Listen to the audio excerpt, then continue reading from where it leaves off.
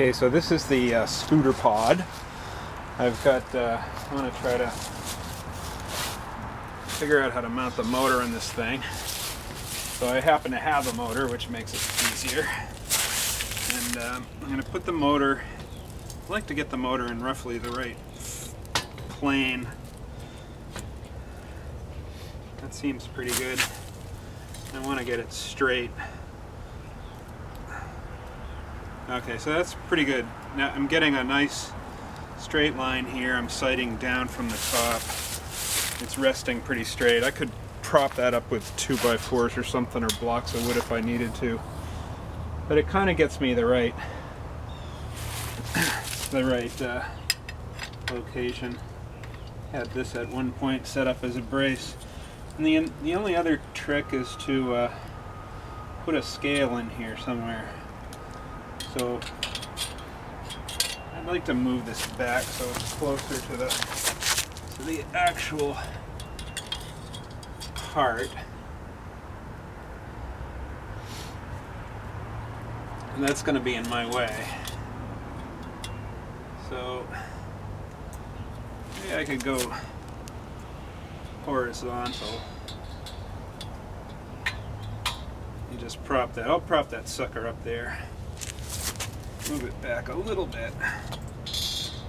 There we go. That ought to be just about perfect. Okay, so the only trick here is that you want to get as square as possible to the part you want to make. I want to make a part that's going to be flush with the motor face, so I want to be perpendicular to the motor face. So I want to move the camera around, and you see the cue I'm using is actually the shaft. So right now I'm a little high, and as I move the camera down, I'm looking straight down that shaft. I move it down a little bit more, and that looks pretty good. So there's my shot, my final shot. I simplified the background a little bit. I bring it into Photoshop. First thing I want to do is pick the crop tool and make a crop. Now I'm going to zoom in on the ruler on the right hand side so I can really nail the dimensions. Zoom, zoom, zoom. Move it over so you can see. There's my scale. And I'm just going to bring the crop over to the right. And I think I'm gonna see where I'm at 6, so I'll move it around until I can get 6. There's 6. Okay, now I'm gonna scroll to the top.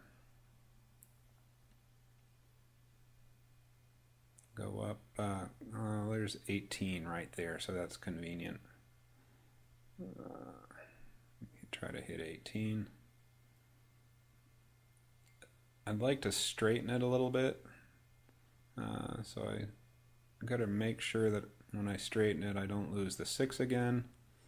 Just to be super careful, I'm going to go back up to 18 and make sure I have that nailed. Yeah, that's not bad.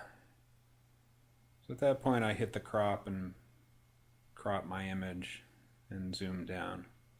Now I need to size it to that dimension, so I go to image size, and so my height is 12 inches, 18 minus 6. Hit OK, and I have a pretty much a perfect one-to-one image. So here's the cool trick. You can use what's called the ruler tool to actually measure the piece, and I'm going to just test it out. I'm going to zoom in on these bolt holes. These bolt holes, I know the dimensions from the drawing. I've also measured them with my caliper, so which didn't come out to the same number. So I'm going to go down to the eyedropper tool and select the ruler. Here's the ruler tool, and up at the top you'll see A, which will be angle, and L, which will be length. So I'm going to click at one end, go to the other, center to center, and I'm getting a length of about 4.195.